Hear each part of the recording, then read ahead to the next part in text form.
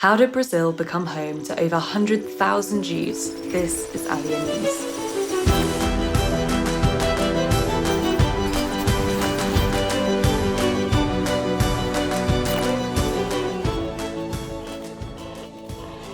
Brazil is the fifth largest country in the world and is home to an estimated 100 to 130,000 strong Jewish community, split mainly between São Paulo and Rio.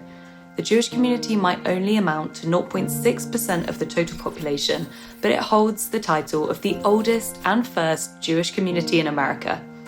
The first Jewish presence in Brazil can be traced back to the 16th century, where Jews fleeing the Inquisition across the Iberian Peninsula arrived in search of safety and new opportunities.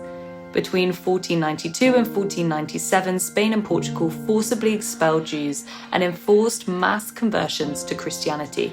As a result, many early Jewish immigrants to Brazil were known as New Christians, or in Hebrew, Anusim, meaning the forced ones. Despite their outward conversion, many continued to practice Judaism in secret while working on some of the first sugar plantations established in Brazil. It was not until the early 1600s, when the Dutch gained control of northeastern Brazil, that a period of religious freedom began. Many Jews relocated to the Dutch colony of New Holland, taking advantage of the new liberty to openly practice Judaism.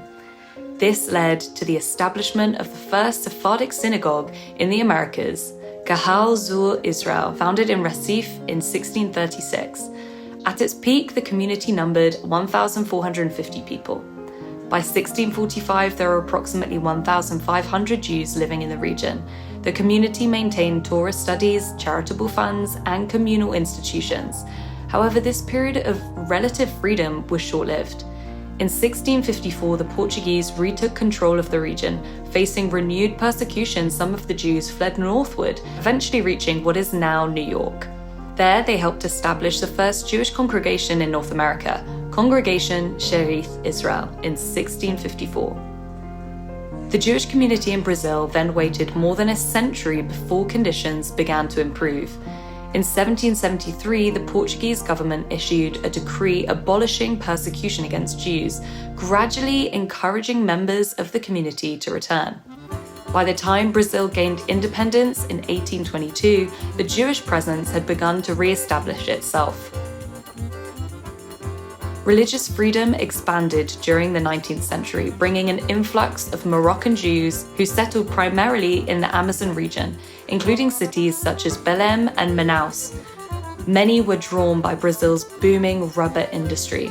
Jewish immigration became so significant that in some areas, such as in Cametá, nearly half of the white population was Sephardic Jewish. As the rubber boom declined, wealthier Jewish families moved to larger urban centers such as Rio de Janeiro. They brought with them religious traditions and cultural practices, some of which had been influenced by the indigenous communities among whom they had lived. Jewish communities gradually developed in major cities such as São Paulo, Rio de Janeiro, Porto Alegre, and Curitiba.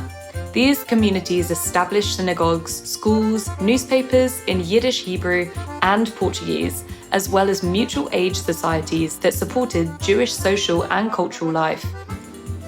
The largest wave of Jewish migration to Brazil occurred in the 1880s onwards, primarily from the Russian Empire, Poland, Romania, and Lithuania. These immigrants were mostly Ashkenazi Jews who founded additional synagogues, schools, charities, and political organizations. By the late 1930s, the Jewish population of Brazil had grown to an approximate 56,000. However, anti-Semitism soon followed. By 1938, Jewish organizations, institutions, and newspapers were closed, and Jewish immigration was heavily restricted. During the Holocaust, Brazil's response to Jewish refugees was mixed. On the one hand, Luis Martin de Souza Dantas, a Brazilian diplomat, defied government policy by issuing visas to Jews fleeing Nazi persecution in France. In recognition of his actions, he was awarded the title Righteous Amongst the Nations by Yad Vashem in 2003.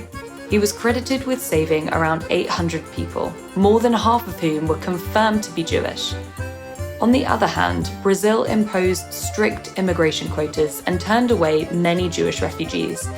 Between 1937 and 1950, roughly 16,000 applications for Jewish visas were denied.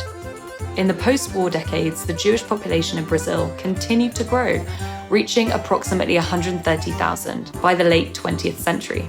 Sao Paulo became Latin America's largest Jewish city after Buenos Aires. Following the establishment of the modern-day State of Israel in 1948, Brazil recognized Israel in 1949 and established diplomatic relations. Zionist activism within the Brazilian Jewish community led to several hundred Brazilian Jews making Aliyah in Israel during the 1970s. While annual Aliyah numbers have varied, Zionist ideas continue to play a significant role in the community's culture and identity today. There are like 100,000 Jewish people in Brazil. So if you think that Brazil has like 250 million people, like habitants, we are like half or 1% of the whole population of Brazil. So we are really small. Jewish life is so intense, you know. You have the school, you have the youth movement, you have the synagogue community, you know. So yeah, but I mean, it was a great life there. Anti-Semitism, when I was growing up, I don't really remember any case. Like, maybe I was not aware, but was not something that was talking about, even racism. And after the October 7 war started, really started like from 0 cases to, I don't know, 100, 200 cases a year, which is a lot for like the difference. It's really high. It's really a big difference. Like it was a big shock for everybody there. It's challenging, you know, to be such a small community in a big population. Like every Jewish community, there's 2 people talking, 3 opinions. You know, we have a lot of opinions. But I think that the South American community, in general, are really Zionists. Like Israel is really important piece of the people learn Hebrew in the school. Like there's a lot of youth movements, like Zionist youth movements. I myself was part of a youth movement like that. So all in all, I think it's a really Zionist community.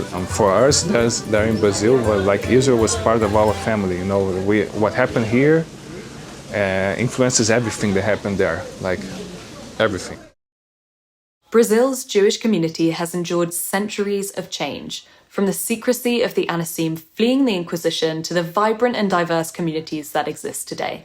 Despite periods of persecution, migration, and political uncertainty, Jewish life in Brazil has not only survived but flourished.